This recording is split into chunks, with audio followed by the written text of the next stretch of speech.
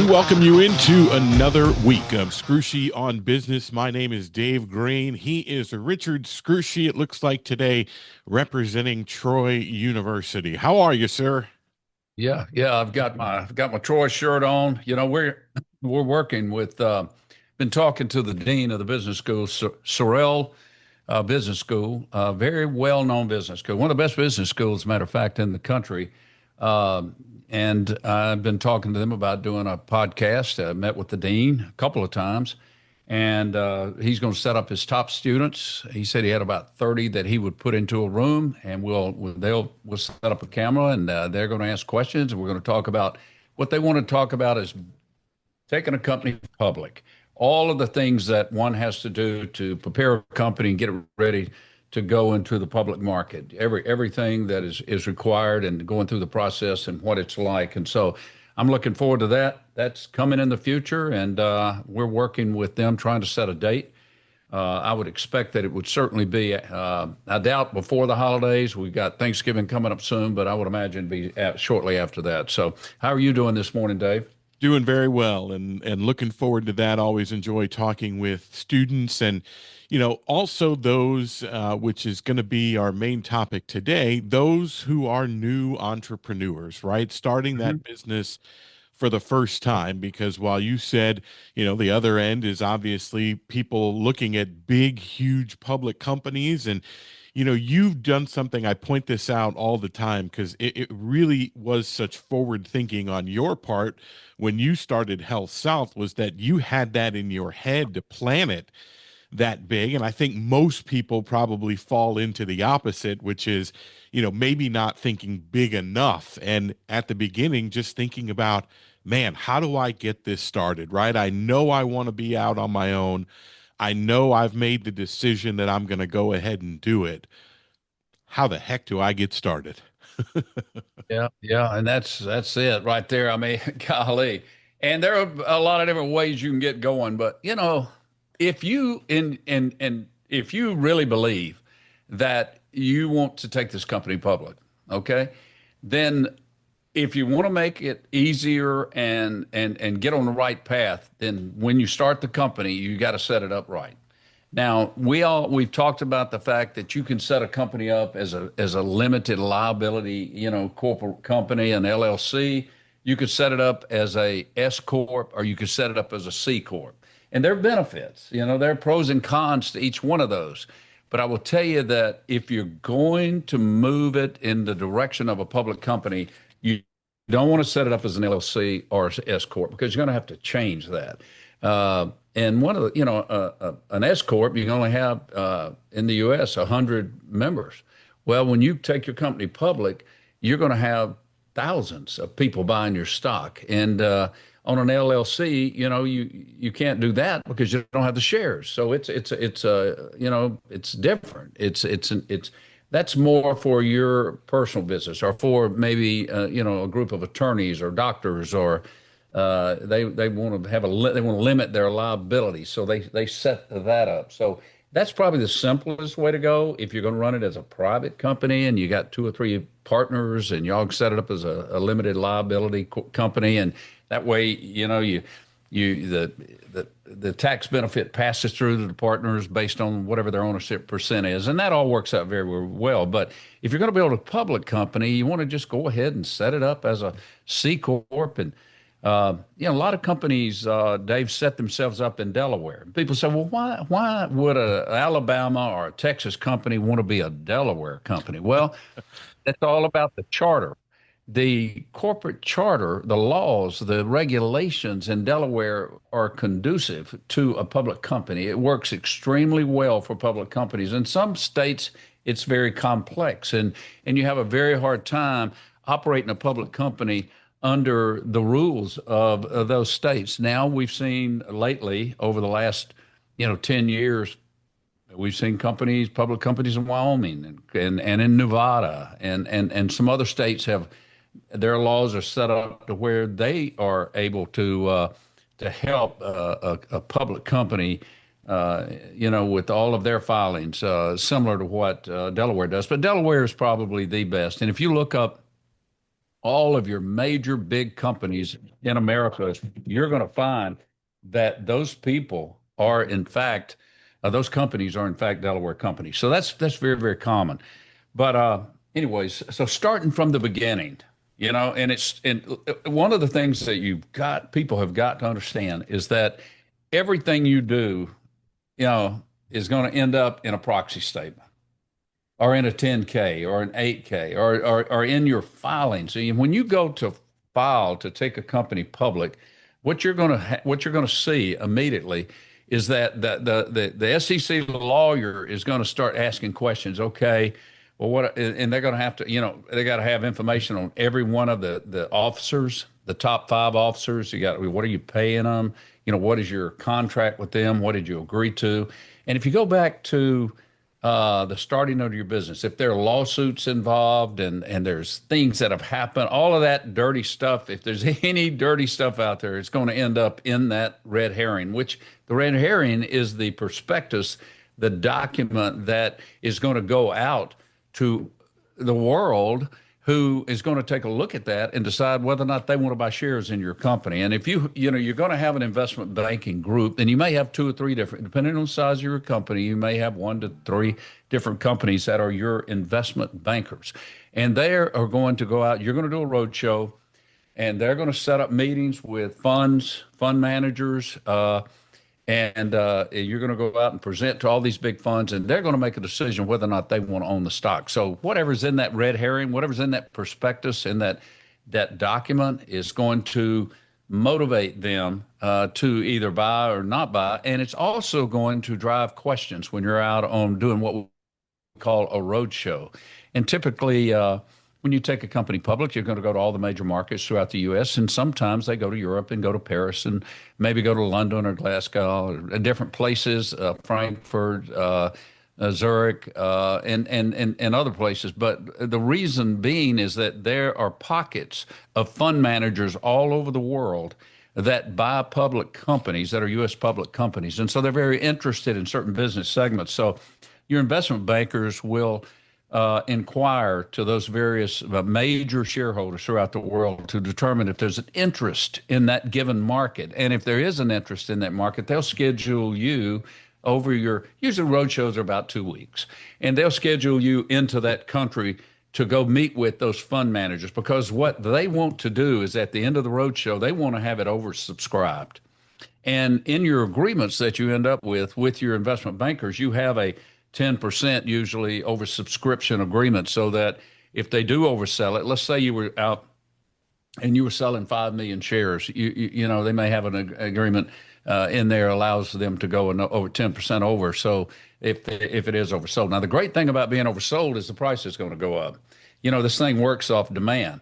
And the more the demand is, the higher the stock price is going to be. So when you are setting your company up, let's go all the way back to the beginning now. I'm just throwing some details out once you get out on the roadshow, but from the beginning and you put it together, when you hire people, their resume, you don't think about this necessarily. But if you're going to have a public company, think about it. When they're going to look at the resume of everybody in the senior officer level of your company. So there's going to be a description, where you went to college, where they worked, how old they are, and you're even going to have to put down how much you're paying them. So, everything you do needs to be thought through to make sure that, that the top three officers are not all family members.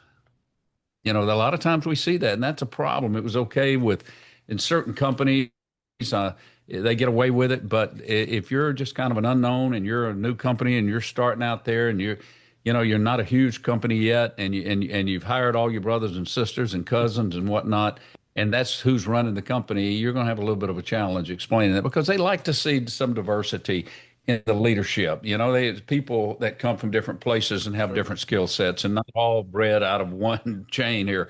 So there are things like that you're going to want to think through.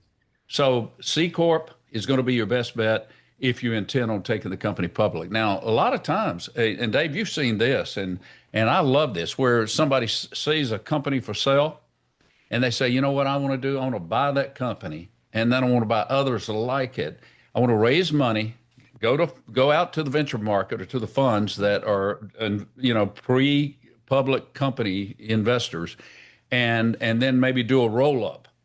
And a roll up is a very common way of building, large revenues in a company. So you go out and you say, okay, we know that, if we can get 50 million in revenue, we can put this thing on the NASDAQ, which is a requirement of the NASDAQ. So Hmm. you look at all of the different businesses out there that are similar. And that's the other thing too. You don't want to be, you know, trying to run 10 or 15 different businesses Sure. into one company. You want to kind of be similar businesses so that everything kind of works together, right? And then you take that, and if you can build that up to 50 million, you can take that to the NASDAQ. So now we think about what do we want it to look like when we put together a prospectus and we're taking this out to the public, to the world. When they read it, why would they want to invest in it? Because, not only do you have the leadership going around to all the different pockets of fund managers around the world trying to raise money on a public offering, but you've got that whole brokerage network of the investment banker where they are calling all of their customers that are retail customers. Right. So they're out there saying, hey, we got a public company, we got another company going. This company is, I remember the day, just for kicks, when the donut company went public. Uh, do you happen to remember that or recall that? No. Uh, what's the name of the, Dunkin' Donuts, not Dunkin', but the other one, Krispy Kreme. Krispy Kreme. When they went public, that stock, I think they were trying to, and I'm going to make these numbers up because I don't remember exactly, but it was like they were going public at like $20 a share, but the stock went all the way to like $120. I mean, it just rose way up because the demand was such. You will see those kinds of offerings take place, and the demand is so much that it just skyrockets. And Yeah. those that got in it for 20 or 30 or $40 were able to get out at 120. They made a lot of money in just a matter of days. But they were able to take that, and of course, it's a national company, and I don't know what the stock's trading at today, but you'll see a lot of companies that they get to the 50 million mark or the 100 million mark. 100 million, you can put it on the New York Stock Exchange. So it just depends on the size of the company, but you got to have all your ducks in a row. So my suggestion is when you start thinking about your banker, you start thinking about your accounting firm, you start thinking about your legal firm you're going to use. So, try to deal with a big accounting firm that has experience with securities, because if they don't, then that's not going to be good, because when you start putting together your offering, you're going to have a real good accounting firm and you have to have audited, 3 years audited statements. So you want to have a good accounting firm. But you need a lawyer that's a security lawyer that certainly understands how to draft that document and work with the investment bankers, because they have lawyers as well. So there will be a team that will come together and draft your offering document. And on top of that, you just want to make sure that you've got a very nice looking company that is clean. You don't have a lot of lawsuits, because if there's a lawsuit or there's an employee that's suing you, all that's going to be in your document, and everybody in the world is going to see that. So you want to make it, hopefully, try to keep it as clean as possible. If that's where you're going, because let me tell you, the better it looks, the higher the value is going to be. And of course, they're going to put a multiple based on the industry. And, we talked about this not long ago that, the airline industry, there's a range that they Hmm. trade in. If it's a hotel industry, the healthcare industry, various different segments of different businesses and different, biologics, chemical, you name it. The car business, dealerships, manufacturers. There's a range that they're going to trade in, and they're going to be the really good ones trade at the higher range, the higher end of the range, and the ones that are so-so are going to trade at the lower end. So the profitability, growth, trajectory of growth, cleanliness of your company, the less problems you have, when they read the resumes of your management team, they are impressive people. You didn't just put people in there just that you knew because they were friends. You put people in there because they had the qualifications. So all of that's going to play a role on you creating value, long-term value, short-term and long-term, when you take it public. So, and think about it, the better value you have, the less dilution you're going to have. So the less number of shares you have to sell of your company. So when you sell shares, you're reducing your personal ownership.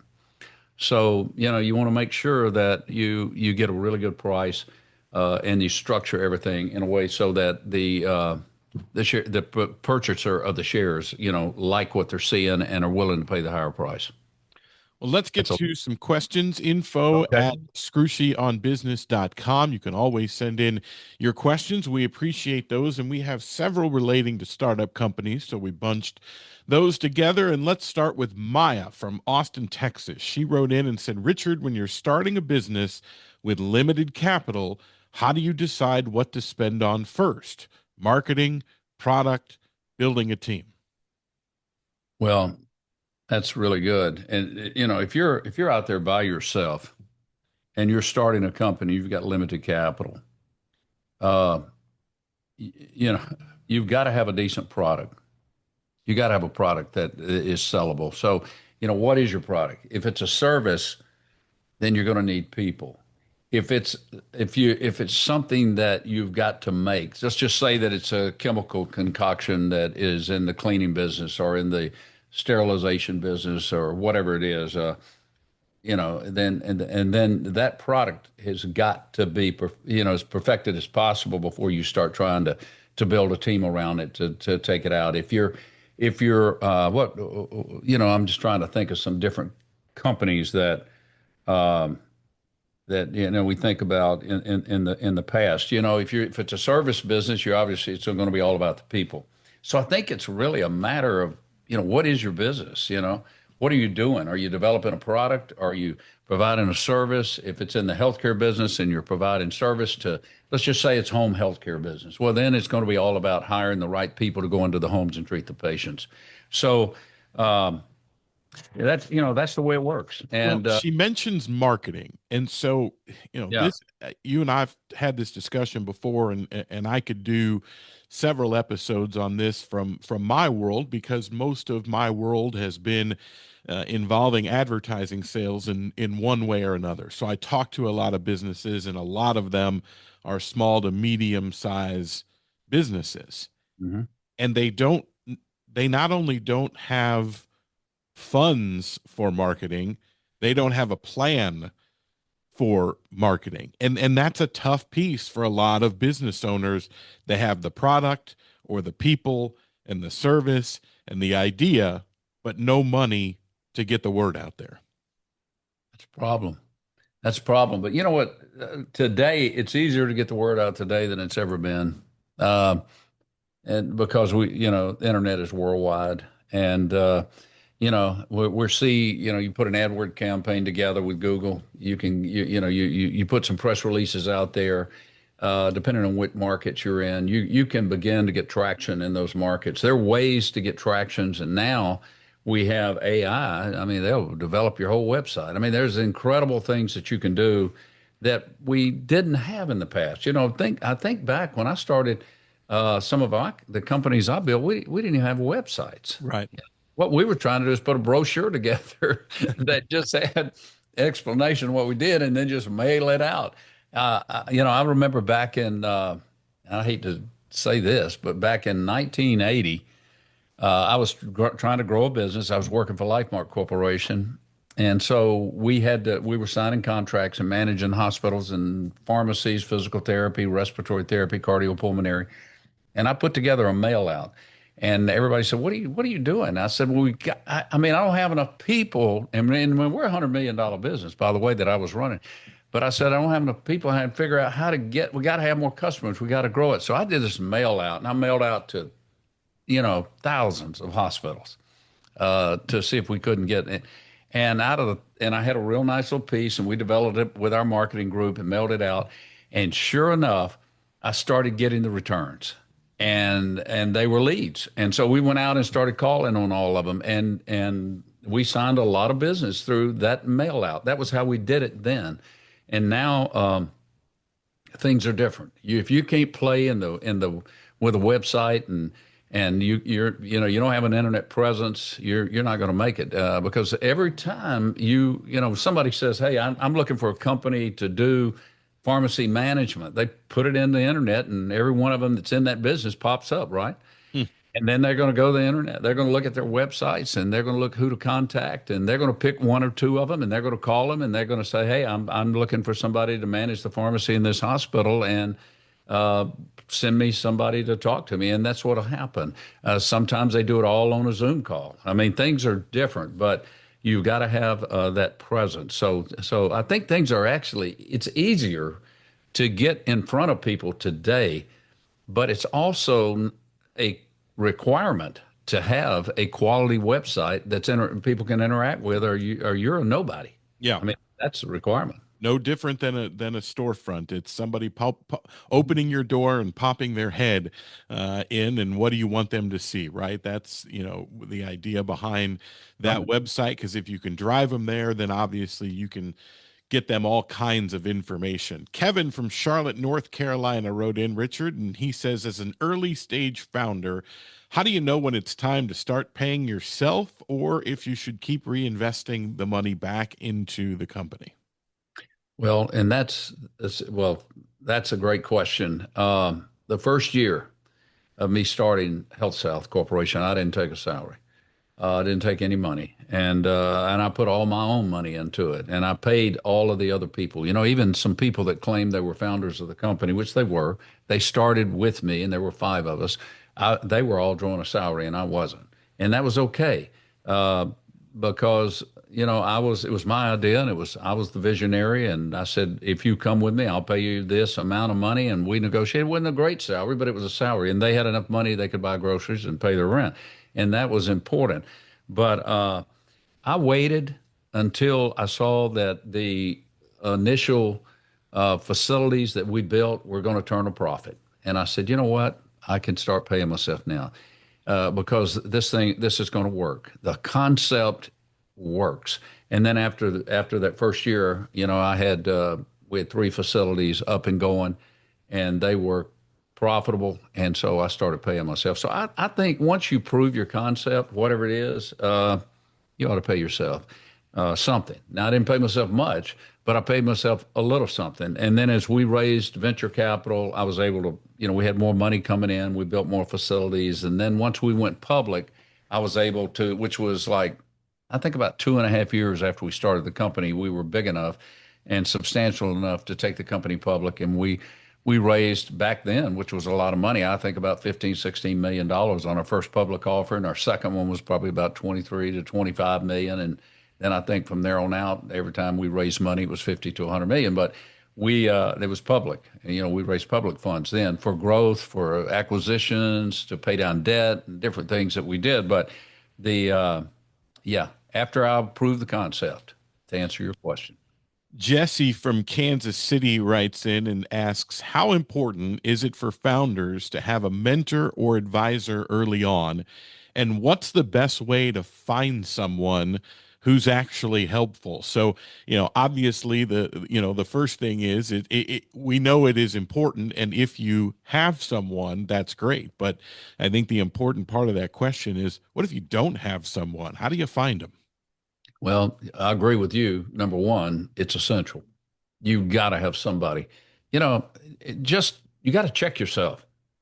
Am I making the right decisions? If you've got somebody to call that has been there, done that, built companies, uh, wisdom, has been through some ups and downs, and they can tell you, I don't think I'd do that, or hey, what you ought to do is this.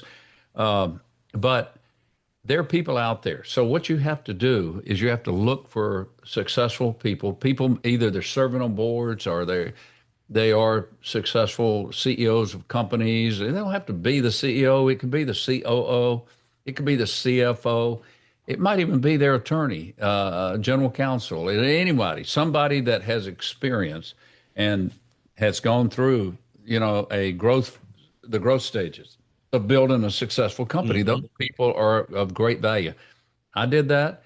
I put, let's see, two venture capitalists on my board who had been involved in building a lot of different companies, and they had tremendous value. I put a gentleman on that had been the CFO of a large public healthcare hospital company. I put the guy who was the chief operating officer of Avon. Corporation. I got with him, brought him on. He was a real gem and a great guy to add. And so, and because I was in the healthcare business, I put a couple of doctors on there as well. And I had a pretty good board. We had people there, and then I had a couple of businessmen on there that had been successful, and CEOs of companies as well. So that rounded it out with a really good board. But I will tell you this, one of my best advisors was the gentleman. He got his MBA at Yale. He was the CFO of a public hospital corporation, and man, what a gem! George Strong. He was a great guy, and I would call George about any complex decision I had to make, and he always gave me sound, good advice. I'll never forget the day, Dave. He was in my office. He came down and he's looking at the loans that I was making with the banks, and he looked at me and he said, "Enough is enough." And I said, "What are you talking about?" He says, "Do you realize that you're big enough now that you need a big boy loan?" And I said, "What do you mean?" And he said, "A big boy loan." He said, "A line of credit." He said, "You don't need to be doing all these little loans with these banks." He said, "You need to get a big boy loan." And I said, "Well, George, tell me how to put that together." And he did. And so he sat down with me and our CFO. And so we went to a local bank and we said, "We want a big boy loan." They said, "How much?" We said, $100 million. And I want you to know that George went with us. We set up all the covenants. He gave us great advice. This is how you structure it. This is what you want. This is fair. This is market. You make them give you this, make them give you that. Here are the points that you should pay. Don't pay any more than this. This is market. And it was so I mean, he basically took us through and schooled us Yeah. how to put that loan together. So to answer the question that you asked and she asked, yes, you need to have somebody. There are people out there that are willing to do it. But here's what you might have to do. You might have to give them a little equity in the company, give them some stock options in the company, or pay them a fee for doing that work. You got to make it worth their time somehow. Yeah, and they're out there, and someone else who's out there who's done a great deal of it is Richard Scrushy, and you can write in anytime at info@scrushyonbusiness.com, just like Sophie has done. And Sophie out in Denver writes, "Everyone says validate your idea first, but what does that actually look like in real terms before you have a product or customers?" Well, it depends on your idea, doesn't it? I mean, and the idea that I had, and I have to go back to that. I had to build it. I had to build, but I did validate it. I mean, she's right. I mean, I did validate the first one, and then the second one, and then after I had two working, and I did the third one, they worked, and I was off to the races then. Yeah, I mean, what you don't want to do, and I tell people this all the time, is go out and build 10 of something. Go out and build one, make it, it might not be perfect, but you build a second one and you get it to working, and that's just what you have to do. And then after you get that one going, and my phone is ringing off the hook this morning. I apologize for that. I don't know why, but a lot of people want to talk to me. So, the good news is that once you validate it and it works, then you're good to go. So yeah, validate it, make sure it works. And then, but don't, I mean, when we start thinking about trying to build, a whole bunch of something and you don't know whether or not it works yet, that would be kind of dumb. This message is sponsored by Raycon. Raycon's everyday earbuds have become a go-to gift for the holidays. I can't wait to get my new ones. 32 hours of battery life. 32 hours. Over 4 million people. They can't be wrong. They already have a pair. And if you're curious, now is the time to try them out. For Black Friday and Cyber Monday, you can get up to 30% off all Raycon products. Perfect for gifting or keep them for yourself. That's the secret. Buy them for yourself. The Everyday Earbuds Classic are loaded with upgrades, active noise cancellation, multi-point connectivity so you can pair with two devices at once, and an ergonomic fit that actually stays put no matter what you are doing.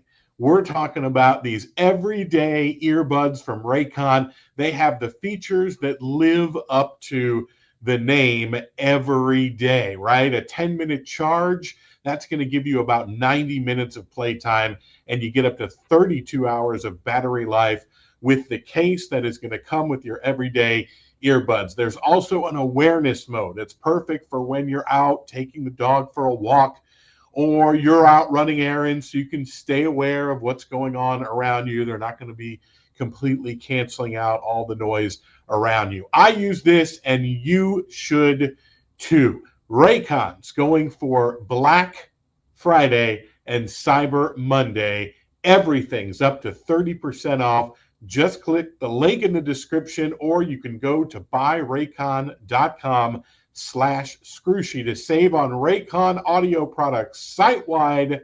raycon.com/Scrushy. There's a couple questions that came in, one from Marcus in Chicago and one from Logan in Nashville, that kind of tie together. Marcus asked, what's your take on bootstrapping versus raising money from investors early on? And Logan's question was specific about whether or not it's a mistake to take that early money from friends and family. Well, let's go back to the other question. Validate. I mean, yeah, the worst thing in the world is take a bunch of money from people and it not work. And then they're all going to be mad at you and you're going to have a really hard time. You're going to have a really hard time having to deal with that, pay people back. Family members are going to hate you. They gave you money. They think you're a crook. They think you did them wrong. So I've heard this story over, and I've talked to so many people over and over and over. And I've seen so many companies, that didn't get off the ground and they had raised a lot of money. So I guess, and there was probably a time in my life where I didn't, I was in a hurry and I thought I knew everything. And, I even put some money in some things that never worked. Okay. And I had some people come and pitch me deals and I liked the people and I made the mistake of liking them so much that I gave them money and I helped them invested in the product and their businesses never worked. But then there were others that came and the business did work and we made a lot of money. And so, kind of offset. I think the good news on it was that I made more than I lost, so at the end of the day, it worked. But that was a learning curve for me. Today, I wouldn't make those same mistakes because I would do exactly that. I would not raise a bunch of money from a bunch of family members and people unless I knew the concept worked. Yeah. It's very difficult, and of course, as soon as you have any level of success, a lot of people are going to come to you with their ideas, and you have to be careful. They say, right, the 3 F's. You start with friends, families, and fools, and it's tough, right? You have to be prepared, but that's part of being the top boss, right? That's part of being the owner. Is you're going to have a lot of difficult decisions and conversations to have while you're in business. Exactly. And if you are going into it thinking, I'm going to get this money from my friends and my family, and then, that's going to be the end of it, right? They're not going to ask questions or want to know things, right? You have to be prepared for that, to have those conversations. So if you're not that kind of person who can do that, you better think twice before getting those sorts of people involved, right? Thanksgiving can get kind of awkward. And let's go back to, yeah, you're exactly right, Dave, 100%. Let's go back to some of the things we've talked about in the past about do the math. Do the math. Check it out. Make sure it works. Don't drag people into something that is not going to work. I mean, I've been there. I've been involved in deals and I've even helped the people raise money, that were raising money because I wanted to believe in their concept, but then their concept just didn't work. And a lot of times it's not your fault. A lot of times markets change. Things that, are a hit, all of a sudden are not a hit. Or maybe you get in on the tail end of something, I know that one day there's certain industries. I watch all the different industries. I mean, you can only have so many pizza places in a 5 mile radius, and eventually, they're not. All of them are going to hurt because it's just too many. Same thing for Mexican restaurants or for, catfish restaurants. I mean, I'm just throwing things out, and not against any of those, but you can saturate a market with something, and then it just isn't going to. You're not going to be able to make the margins. And the same thing for the product industry. There can be too many of the same product. So you got to really study it. That's why I like first out of the box concepts that are validated and are proven and are something new that people want. And even in those, they may start out like this and then others get into the market and then it's going to level off and it may even come down depending on how many other businesses are in that particular space. So it's not always your fault if things go sour or go down or not as successful as you had planned because others enter into the market or whatnot. I can give you a real good example. Take this CBD business. Mm-hmm. The CBD business, they were selling. I remember when it first came out, I saw where a liter was going, a pure CBD oil was trading at $3,000 a liter. And then, after COVID and it went through the process and all the different companies got out there and started making it, it was selling for $125 a liter. So there was one company that spent $50 million building a manufacturing plant. And there was no way that at $125 a liter that they would ever get a return. So they closed.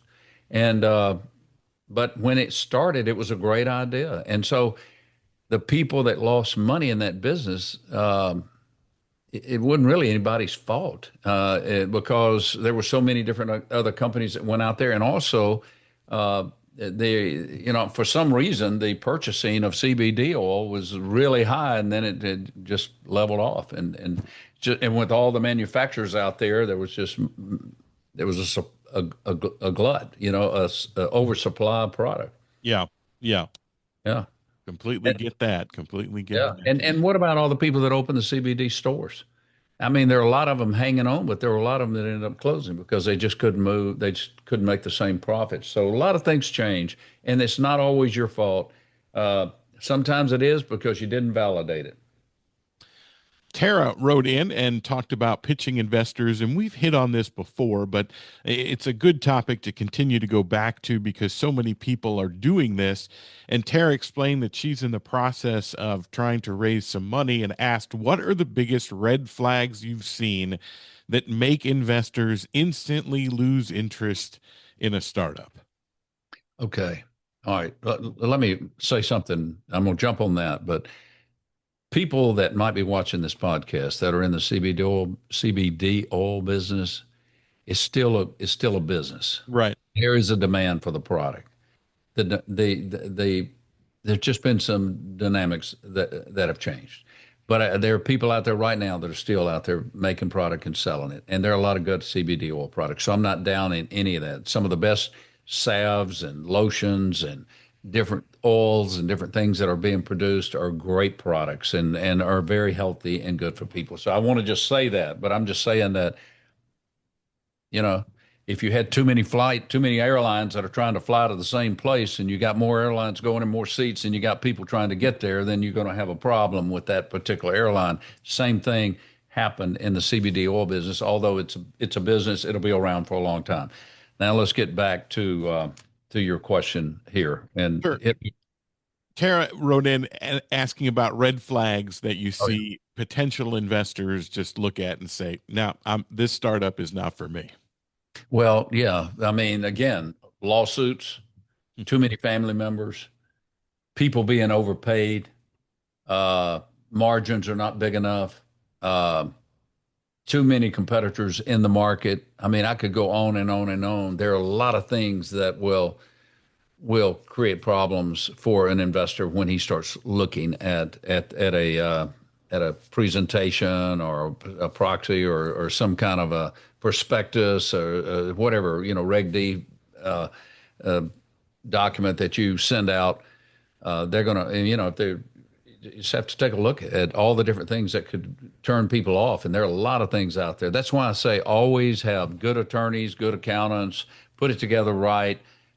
Be careful about the people you put in there. Make sure they're qualified for the job that you put them in, that they have the right credentials for whatever that is. In other words, if you're going to have an HR person, hopefully that person has a degree in HR, or if you're going to have an accountant, they should be degreed accountant, maybe even a CPA. It doesn't have to be a CPA, but hopefully they have at least a financial training, and so we got to make sure we put the right people in the right places. That's going to be huge. And then if the people you put in have had some really bad experiences in their life and have been fired from numerous jobs for different things, and maybe you don't want to hire that person. I hate to say it, but you got to look at it. And I mean, I'm for giving a person a second chance or even a third chance, but if you're out trying to raise money, you want to make sure you got a good solid presentation all the way Yeah. around. And I would add just common sense, right? If Common sense. if you Yep. have a presentation, as you said, that has crazy salaries for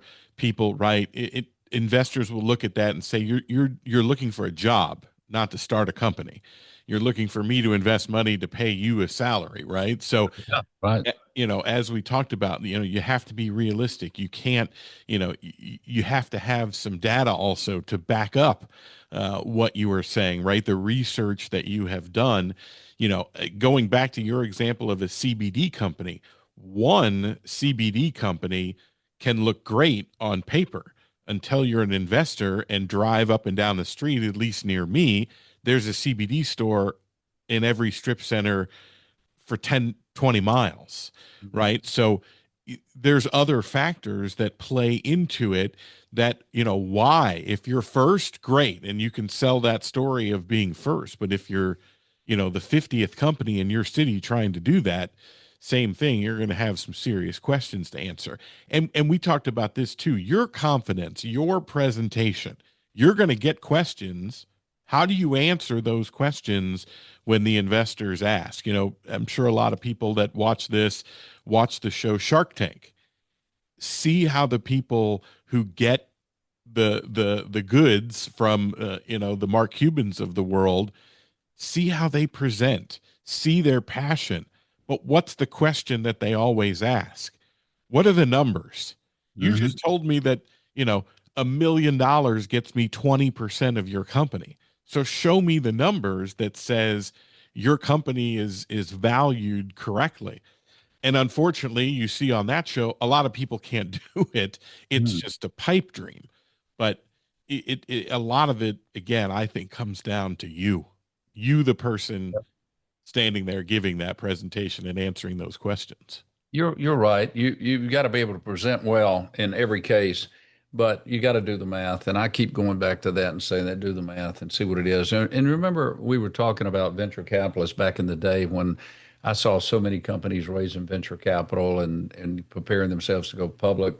The venture capitalists wanted to see 5 to 6 times their money in 5 to 6 years. And if you can show them 5 to 6 times their money in 5 to 6 years, you put in $1 million and in 5 years you get 5 million back. That's a pretty good return. And, it's 100% a year. I mean, come on. And nobody's going to complain about that.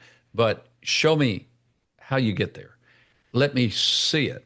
Okay, so whatever it is you're doing, how are you going to grow sales and get there? So you've got to have a plan that when you present it to them, that you can articulate it in a way, like you just said, Dave, articulate it in a way that it's believable and it's achievable. And if they can see it, they can invest in it. But if they're sitting there saying, I hear you, but I cannot see with what you are doing how you're ever going to get it that big. And a lot of times I think even the entrepreneur that's out there pitching the deal, if he can't explain it and articulate it, he can't see it either. And so that's a little bit of a problem. So do the math, make sure it works, show them how it's going to get there, be able to articulate it and present it and build a team that can, in fact, back up whatever the plan is. That may be the question. I mean, I hear you. I mean, yeah, I think it would work, but you don't have anybody working there that could do that. How are you going to hire the people? Where they're going to come from? That kind of a situation. So just depends. But those are good questions, good solid questions. Let's finish on this one from Derek from Atlanta, Georgia. Says, Richard, you've said before that not every great idea makes a great business. What's the difference between a good concept and a real business opportunity? Wow. Wow. Man, he's slicing it thin on that question right there. Uh, you know, I mean, there's some businesses that they just knocked the ball out of the park because it was needed really big time. It was needed and it wasn't available and nobody else was doing it. And we see things like that. You know, if you watch television at all, you'll see commercials of different things that come on that you'll think, wow, that's probably a good thing. And that could probably do quite well. But, and then there are Me Too businesses that maybe you can build a little bit better product and you can make it more cost effective with higher quality and you can take that route. You know, you can pitch that. So I don't know. I mean, I've seen some Me Too businesses become billion-dollar companies, but I've at the same time, I've seen, great ideas that nobody else had thought of, do the same thing. So, uh, I don't know if there is an answer, a good answer. What do you think, Dave? I mean, Well, look, I think we've talked about several of them during this show in terms of, as you said, the math, right? What does the math tell you? The first thing is you're going to take it out, like Billy Manovich did, right? Had an idea, needed to figure out if he could create it, first of all, the way that he wanted it, then starts going out to people and talking to the hospitals and the locations where large quantities of people could be using it. So he really did all of that research and put the work into it. And that's a huge part of it. So I think it is homework, homework, homework, whether it be math, whether it be, putting the big concept in place, right? If you're going to have brick and mortar, right? What's that going to cost you? You've talked about it. Lawyers, accountants, things that you have to have in place before it can possibly become a real business opportunity. You have to get other people involved. And I think if you kind of hit rewind and listen to this episode as a whole, you'll hear Richard kind of give you the things that you need to do in order to do that. Great questions again this week. We appreciate people sending them in. info@scrushyonbusiness.com. You can follow us on socials and feel free to write in each week and get those questions. Richard, anything you wanted to hit on before we get out of here for this week? no, I just, again, great questions. And we're just trying to answer questions, talk about things that, that people need to hear answers to and really stimulate thought.